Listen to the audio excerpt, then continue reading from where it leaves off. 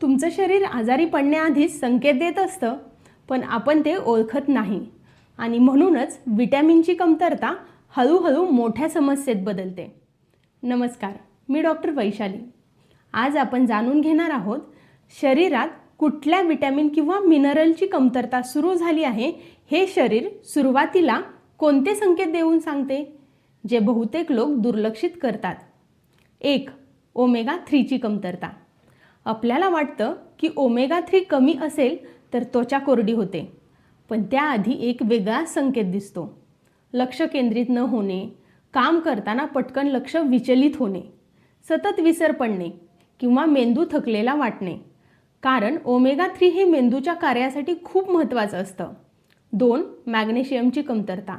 लोकांना वाटतं की मॅग्नेशियम कमी असेल तर स्नायूंना गोळे येतात, पण सुरुवातीला जो संकेत दिसतो तो म्हणजे नीट झोप न लागणे, कारण नसताना अस्वस्थ वाटणे किंवा चिडचिड होणे.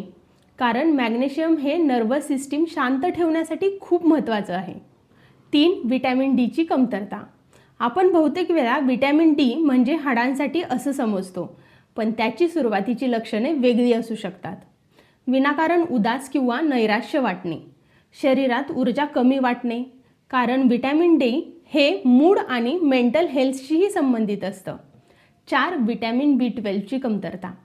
विटॅमिन B12 कमी असेल तर ॲनेमिया होतो हे आपल्याला माहिती आहे, पण सुरुवातीला काही सूक्ष्म लक्षणे दिसतात, जसं की हातापायाला झिंझिण्या येणे, मुंग्या येणे, लवकर थकवा जाणवणे, विसरभोळेपणा वाढणे. हे सर्व नर्वस सिस्टीमवर परिणाम झाल्यामुळे होते. 5. पोटॅशियमची कमतरता. पोटॅशियम कमी असेल तर फक्त स्नायू कमजोर होतात असं नाही. सुरुवातीला शरीर असे संकेत देतं: हृदयाची ठोके वाढणे, खूप घाम येणे, अस्वस्थ वाटणे, कारण पोटॅशियम हे हृदय आणि स्नायूच्या कार्यासाठी खूप महत्त्वाचं मिनरल आहे. म्हणूनच शरीर देत असलेल्या लहान लहान संकेताकडे दुर्लक्ष करू नका.